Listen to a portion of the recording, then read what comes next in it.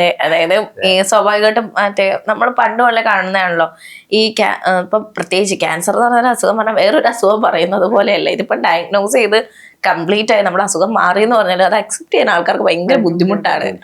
നമ്മളെ ഒരു നിത്യ രോഗിയാക്കി അവരങ്ങ് മാറ്റും. പിന്നെ അങ്ങോട്ട് സഹതാപത്തിന്റെ നോട്ടം മാത്രം.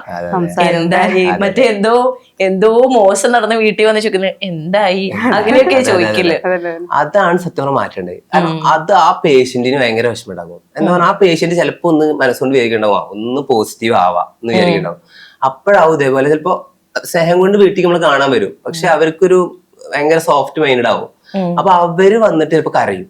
അപ്പൊ തന്നെ അവര് കയ്യിൽ നിന്ന് പോകും. പിന്നെ അവിടുന്ന് ഒന്നും പോസിറ്റീവാക്കി വരണമെങ്കിൽ ഒരുപാട് സമയം എടുക്കും. അപ്പോഴത്തെ അടുത്ത ആള് വരും ഇതന്നെ പറയും. അങ്ങനെ ഒരിക്കലും ചെയ്യരുത്.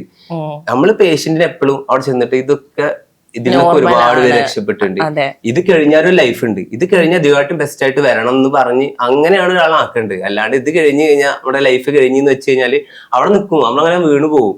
അതാണ്, അങ്ങനെ ഒരിക്കലും ആക്കരുത്. അതാണ് ഇപ്പൊ എല്ലാ പേഷ്യന്റിനോടും പറയാനുള്ളത് സത്യം.